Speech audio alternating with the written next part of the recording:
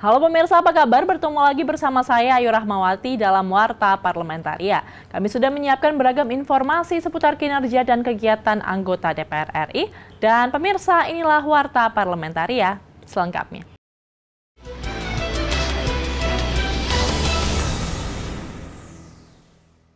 Wakil Ketua Komisi 2 DPR RI, Junimart Girsang, mendukung pembentukan Satuan Tugas atau Satgas Oksigen di setiap provinsi guna mengantisipasi kelangkaan stok oksigen di rumah sakit, serta mencegah para spekulan menimbul oksigen dan obat dan juga menjual di atas harga yang sudah ditetapkan di pasaran. Junimart Girsang mengatakan satuan tugas dibentuk untuk memastikan ketersediaan oksigen, obat-obatan, dan alat kesehatan, serta mencegah para spekulan yang memanfaatkan keadaan di tengah banyaknya permintaan oksigen. Saya berharap ya agar pemerintah membentuk badan dalam bentuk satgas khusus untuk masalah oksigen dan obat-obatan menyangkut COVID.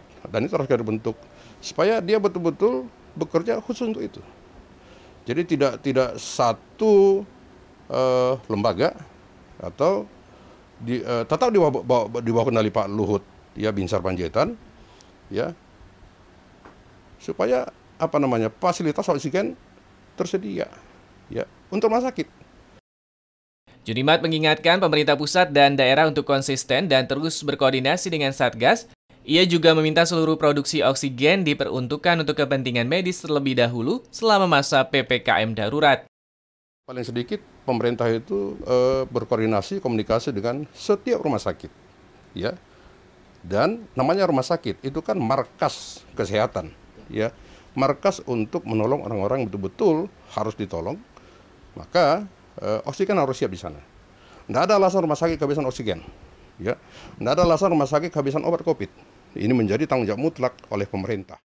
Andri, TVR Parlemen, melaporkan. Penerapan kebijakan pembatasan kegiatan masyarakat atau PPKM darurat dinilai belum efektif dalam menekan angka penyebaran COVID-19. Untuk itu, DPR RI mendorong pemerintah pusat dan daerah untuk mengintensifkan kebijakan tersebut dengan melakukan sweeping. Wakil Ketua Komisi 2 DPR RI Junimart Girsang menegaskan, sesuai dengan instruksi Presiden, kepala daerah harus bergerak turun langsung di tengah masyarakat. Junimart meminta peran perangkat desa hingga kepala daerah untuk berperan aktif karena masih banyak masyarakat yang belum tertib menjalankan protokol kesehatan. Kepala daerah, ya, termasuk sampai ke tingkat lurah dan RW itu harus turun dan berperan aktif. Ya. Lihatlah masyarakat itu masih berkumpul, lihat masyarakat itu masih tidak menggunakan masker. Ini menjadi kewajiban dari para kepala daerah dan kewajiban dari kita semua, karena apapun katanya, keselamatan rakyat adalah hukum tertinggi saat ini, tidak bisa diabaikan itu. Nah itu kalau mau PPKM darurat ini bisa berhasil. Junimart menilai sweeping perkantoran perlu dilaksanakan. Kemacetan masih banyak terjadi di sejumlah titik penyekatan maupun di sejumlah ruas tol. Supaya pemerintah, ya dalam hal ini koordinasi dengan Polri, koordinasi dengan APH, aparat penegak hukum, ya melakukan sweeping. Sweeping ke setiap perkantoran. Kan sudah jelas instruksi Presiden bahwa wajib WFH 100%, ya kecuali yang esensial, kecuali untuk pelayanan umum seperti toko-toko pangan, ya pasar-pasar tradisional. Mario Hasi Holland dan Dodi Muharam, TVR Parlemen, melaporkan. Revisi Undang-Undang Nomor 21 Tahun 2001 tentang Otonomi Khusus Papua sedang dibahas oleh DPR RI bersama dengan pemerintah. Masukan dari DPR Provinsi Papua Barat diharapkan mampu memberikan percepatan pembangunan di tanah Papua. Ditemui usai menerima perwakilan Dewan Perwakilan Rakyat Papua Barat di Gedung DPR RI Senayan, Jakarta, anggota Komisi 2 DPR RI Gus Pardi Gaus mengatakan ada 14 poin yang disampaikan oleh perwakilan dari DPRP Papua yang berkaitan dengan rancangan undang-undang tentang Otsus Papua. 14 poin tersebut diharapkan mampu memberikan percepatan pembangunan di tanah Papua. Banyak hal yang mereka sampaikan kepada kami agar aspirasi ini adalah bagian daripada hasil revisi Otsus Papua Undang-Undang Nomor 21 tahun 2021 itu. Sementara itu, anggota DPR Provinsi Papua Barat, Yan Yoteni, mengatakan dirinya membawa 14 hasil paripurna DPRP Papua Barat yang merupakan aspirasi dari masyarakat Papua Barat terkait revisi Undang-Undang Nomor 21 tahun 2001 tentang Otsus Papua, antara lain menyangkut kewenangan di bidang politik, ekonomi, pendidikan, kesehatan, perlindungan, dan pemberdayaan bagi orang asli Papua. Hasil daripada paripurna Dewan Perwakilan Rakyat Papua Barat terhadap revisi Undang-Undang Otonomi Khusus itu. Intinya ada 14 poin. 14 poin ini adalah pikiran dari rakyat Papua Barat yang kami bawa ke Senayan. Nah, kiranya dalam pembahasan nanti beberapa pekan ke depan, ya mendengar suara kami. Bondan dan Domi, TVR Parlemen, melaporkan. Jangan kemana-mana pemirsa, karena kami masih memiliki banyak informasi lain dalam Warta Parlamentaria. Di antaranya datang dari Komisi 1 DPR RI terkait RUU PDP terancam deadlock setelah jeda berikut ini.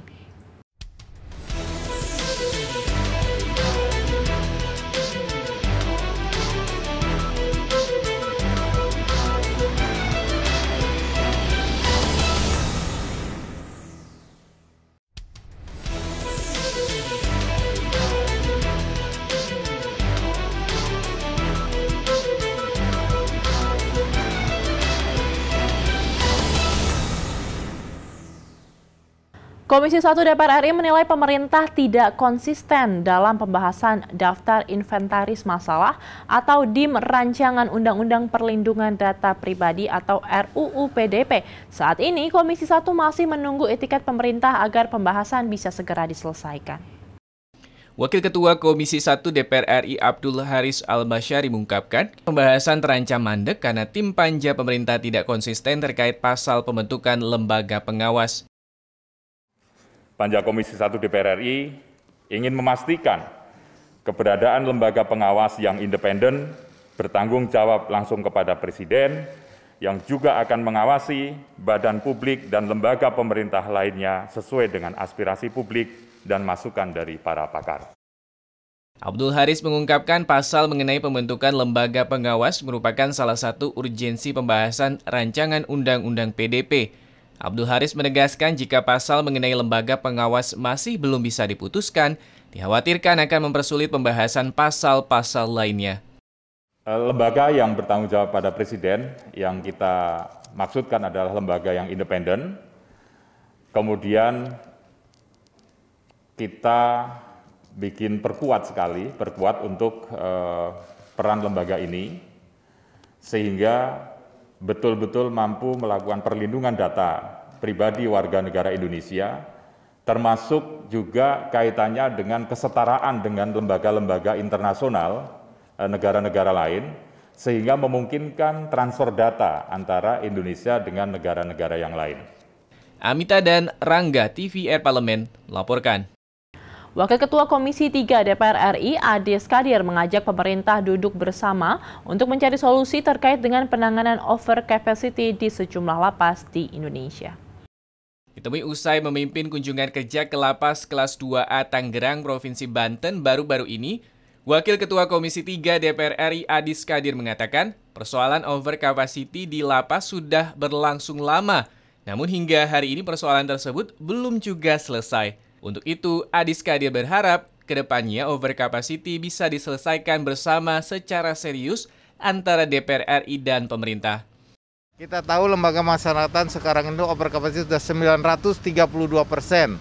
Untuk ini aja sudah mencapai 85% dan hampir rata-rata semua narkoba. Oleh karena itu kami turun ke lapas, kami mencari masukan untuk nantinya kami akan bicarakan dengan rapat kerja gabungan dengan Kapolri, BNN, kemudian Kejaksaan Agung, dan juga pihak pengadilan. Kami ingin masalah ini dari hulunya sudah ada penyelesaian. Sementara itu, anggota Komisi 3 DPR RI Habib Abu Bakar Al-Habsyi meminta pemerintah membenahi sistem lapas di sejumlah daerah agar tidak over capacity, khususnya lapas narkoba. Jadi begini, pelapas itu tidak boleh ada perlakuan istimewa, dia makanya perlu ada dikontrol terus. sama rata, sama semuanya. Cuman memang ya itulah ya, tetap namanya manusia ada juga kelalaian dalam, mungkin karena kemampuan fasilitas, kemampuan karena orang perlu privilege, itu yang terjadi. Makanya kolaborasi seperti ini yang perlu dibenahi. Dari Tangerang, Banten, Habibi Mahaba, TVR Parlemen, melaporkan. Anggota Komisi 2 DPR RI, Rifki Nizami Karsayuda, mendesak pemerintah memastikan kesejahteraan, jenjang karir, dan kesempatan seleksi tenaga honorer di setiap kementerian dan lembaga menjadi P3K. Untuk itu perlu adanya kebijakan teknis lintas kementerian tentang P3K. Ditemui usai menerima audiensi Forum Nasional Pegawai Non-Aparatur Sipil Negara, Kementerian Pekerjaan Umum dan Perumahan Rakyat di Gedung DPR RI Jakarta beberapa waktu lalu, anggota Komisi 2 DPR RI Rifki Nizami Karsayuda meminta Badan Kepegawaian Nasional memperbaiki sistem penerimaan P3K di setiap kementerian dan lembaga. Regulasi tentang kepastian jenjang karir dan kesejahteraan harus dibuat. Ada beberapa pejabat eselon 1, 2, 3 yang ternyata diisi oleh mereka dengan status P3K. Nah, sukses story ini kan belum tertransformasi dengan baik ke masyarakat kita, termasuk kawan-kawan yang memungkinkan untuk menyandang status P3K. Harus dikeluarkan peraturan bersama antara Kemenpan RB dan BKN terkait dengan kepastian jenjang karir dan masa depan P3K. Kepala Pusat Pengembangan Seleksi BKN Republik Indonesia Muhammad Ridwan mengatakan, sesuai dengan peraturan pemerintah nomor 49 tahun 2018, kesejahteraan dan jenjang karir P3K akan disamakan dengan PNS dalam wadah aparatur sipil negara. Baru sebenarnya PP 49 tahun 2018 baru keluar di akhir 2018, jadi memang barang baru. Tapi by the way, sudah ada hampir 100 ribuan orang yang de facto de jure sudah menjadi P3K. Meskipun baru setahun, baru 2 tahun gitu, dan selama ini tidak ada komplain, malah tambahan penghasilan. Hilman Hidayat dan Rifki Makdudi, TVR Parlemen, melaporkan. Dan pemirsa, kami masih memiliki banyak informasi lain dalam Warta Parlementaria. Tetaplah bersama kami.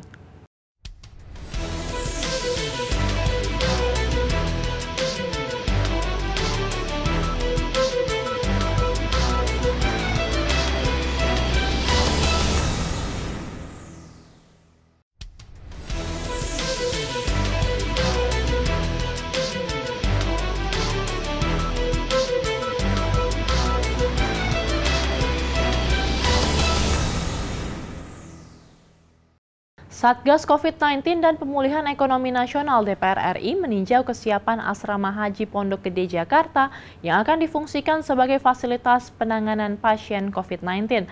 Satgas DPR RI juga menggandeng sejumlah pengurus Badan Eksekutif Mahasiswa atau BEM Nusantara dan BEM se-Indonesia untuk membantu penanganan COVID-19.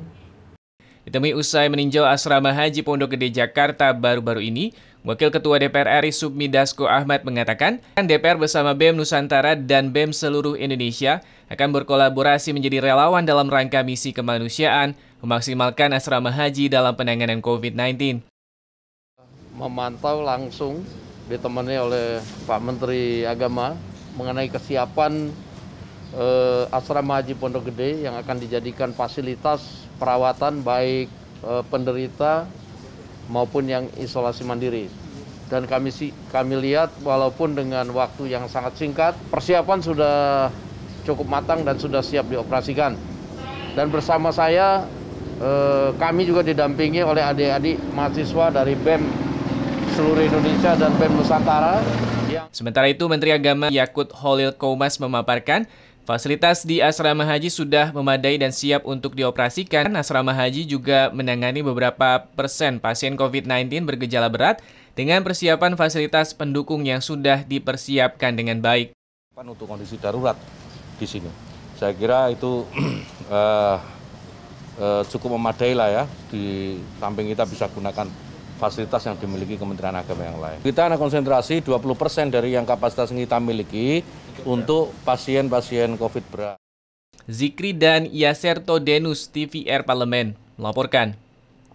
Komisi 7 DPR RI mendorong percepatan pembangunan smelter PT BAI di Kabupaten Mempawah, Kalimantan Barat yang direncanakan dapat beroperasi pada tahun 2023 mendatang. Ditemui dalam kunjungan spesifik ke Kabupaten Mempawah, Kalimantan Barat, dalam rangka melihat progres proyek pembangunan smelter PT BAI, Ketua Komisi 7 DPR RI Sugeng Suparwoto mengatakan akan ada industrialisasi dan kawasan ekonomi khusus yang potensinya akan berpengaruh dalam membangun ekonomi untuk kemajuan masyarakat di Kabupaten Mempawah. Sugeng menilai smelter PT BAI dapat memenuhi kebutuhan di dalam negeri dan sekaligus ekspor bauksit yang sudah menjadi produk bahan jadi alumina. Kita sepakat akan kita dorong tidak hanya hilirisasi dalam produk antara berupa alumina, nanti akan menjadi namanya industrialisasi. Kita ini kan sudah ada kelengkapannya, ada pelabuhan Mempawah di Sikijing sana dan di sini dekat. Jadi seluruh infrastruktur nanti akan menjadi sebuah integrasi sebuah kawasan ekonomi khusus. Kita harus membangun sentra-sentra ekonomi sesuai dengan potensinya daerah masing-masing. Sementara itu, Wakil Ketua Komisi 7 DPR RI Maman Abdurrahman mengatakan, Komisi 7 mendorong agar terjadi percepatan proses pembangunan smelter.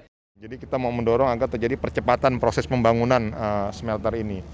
Apa-apa yang memang menjadi bottlenecking, apa-apa yang memang menjadi kendala, hambatan, tadi kita didiskusikan dengan Pak Dirut, Pak Dante, segera dikomunikasikan agar kami DPR RI bersama dengan Bupati Mempawah, bersama dengan Pak Wakil Gubernur, bisa mendorong untuk mensupport supaya ini bisa terrealisasi. Dari Kabupaten Mempawah, Kalimantan Barat, Rian Indrayana, TVR Parlemen, melaporkan. Komisi 5 DPR RI mengapresiasi sinergi yang dilakukan oleh BUMN dalam rangka pembangunan hunian vertikal berbasis Transit Oriented Development atau TOD yang dibangun di kawasan Stasiun Rawabuntu, Tangerang Selatan. Ditemui saat mengunjungi proyek pembangunan hunian vertikal dalam rangka kunjungan kerja spesifik Komisi 5 DPR RI ke Tangerang Selatan, anggota Komisi 5 DPR RI Sri Rahayu mengatakan Komisi 5 mengapresiasi inisiatif BUMN dalam hal ini PT KAI, PT Adikarya, dan PT Perumnas yang bersinergi membangun hunian vertikal berbasis TOD sebagai upaya membantu masyarakat berpenghasilan rendah dalam memiliki hunian. Inisiatif terhadap pembangunan ini saya kira sangat luar biasa, oleh karena itu perlu kita dukung dan kita support. Mudah-mudahan ini bisa di tahun berikutnya, kalau ini sudah selesai dan ternyata memberikan manfaat bagi masyarakat yang cukup bagus, itu juga akan kita berikan support dan mudah-mudahan bisa dilanjutkan. Sri Rahayu juga menyoroti perihal kelayakan terhadap hunian tersebut. Menurutnya, sarana dan prasarana serta fasilitas pendukung yang diberikan sangat layak untuk dihuni oleh semua kalangan. Sangat bagus, baik yang tipe untuk studio ya, untuk anak-anak milenial yang cukup 1 orang, maupun yang bisa berkeluarga 2 kamar, itu menurut saya sangat layak sekali dan bagus. Apalagi kalau sudah ada interiornya, semuanya udah ada, kemudian perlengkapannya, furniturnya sudah ada, itu kelihatan kalau bagusnya. Dari Provinsi Banten, Tim Liputan TVR Parlemen melaporkan. Demikianlah beragam informasi seputar aktivitas DPR RI yang sudah kami susun dalam Warta Parlamentaria. Saya Rahmawati beserta kerabat kerja yang bertugas undur diri. Terima kasih atas perhatian Anda. Sampai jumpa.